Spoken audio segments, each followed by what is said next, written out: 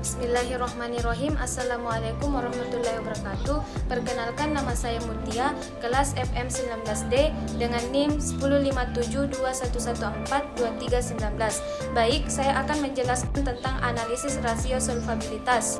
Apa sih yang dimaksud dengan rasio solvabilitas?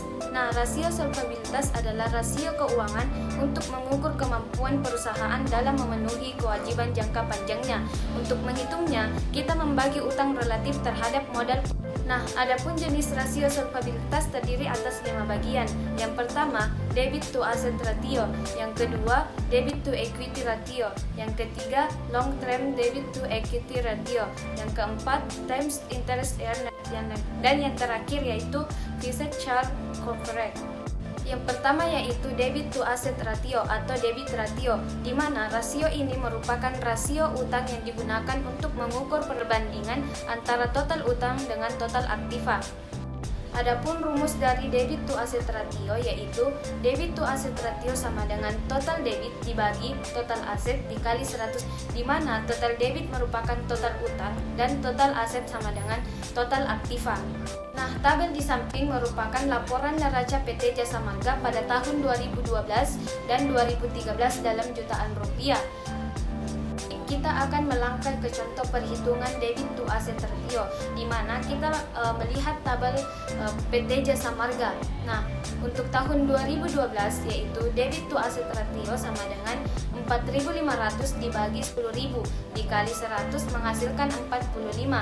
Dan untuk tahun 2013 yaitu 6.750 dibagi 13.000 dikali 100 menghasilkan 51,9 atau 52%. Yang kedua yaitu debit to equity ratio, di mana rasio ini merupakan rasio yang digunakan untuk menilai utang dengan ekuitas. Nah, rasio ini dicari dengan cara membandingkan antara seluruh utang termasuk utang lancar dengan seluruh ekuitas. Adapun rumus debit to equity ratio yaitu debit to equity ratio sama dengan total utang atau debit dibagi ekuitas atau equity dikali 100. Perhitungan debit to equity ratio untuk tahun 2012 yaitu debit to equity ratio sama dengan 4.500 dibagi 5.500 dikali 100 menghasilkan 81,8 atau 82%.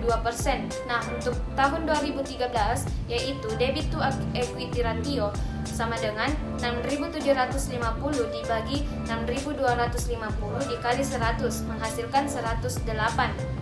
Yang ketiga yaitu long term debit to equity ratio, merupakan rasio antara utang jangka panjang dengan modal sendiri.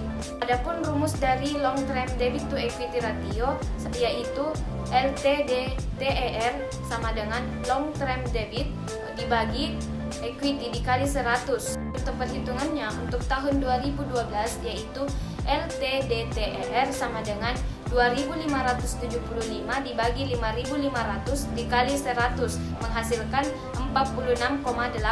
Nah, untuk tahun 2013 yaitu 5.075 dibagi 6.250 dikali 100 menghasilkan 81,2.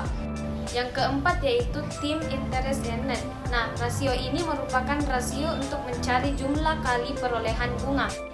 Adapun rumus dari tim interest earned yaitu tim interest earned sama dengan EBIT dibagi biaya bunga atau interest, atau tim interest earned sama dengan EBIT ditambah biaya bunga dibagi biaya bunga atau interest. Nah, untuk perhitungannya untuk tahun 2012 yaitu tim interest earned sama dengan 2.400 dibagi 400 dikali 100 menghasilkan 6 kali.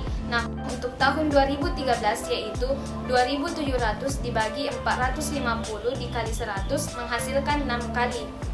Yang kelima yaitu fixed charge coverage. Nah, rasio ini yang sering disebut dengan lingkup biaya tetap, yang merupakan rasio yang menyerupai tim interest ratio. Perbedaannya yaitu ratio ini dilakukan apabila perusahaan memperoleh utang jangka panjang atau menyewa aktiva berdasarkan kontrak sewa. Adapun rumus dari FCC yaitu FCC sama dengan EBT ditambah biaya bunga ditambah kewajiban sewa atau lease dibagi biaya bunga ditambah kewajiban sewa. Untuk perhitungannya untuk tahun 2012 yaitu FCC sama dengan 2000 ditambah 400 ditambah 90 dibagi 400 ditambah 90 menghasilkan 5,1 kali. Nah, untuk tahun 2013 yaitu 2250 ditambah 450 ditambah 70 dibagi 450 ditambah 70 menghasilkan 5,3. Adapun manfaat dari rasio solvabilitas, yang pertama, mendeskripsikan bagaimana posisi keuangan dari perusahaan.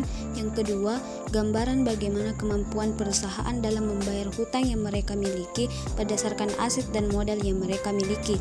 Dan yang ketiga, membantu investor melihat bagaimana kondisi keuangan dari suatu perusahaan dan kemampuan potensi perusahaan di masa mendatang.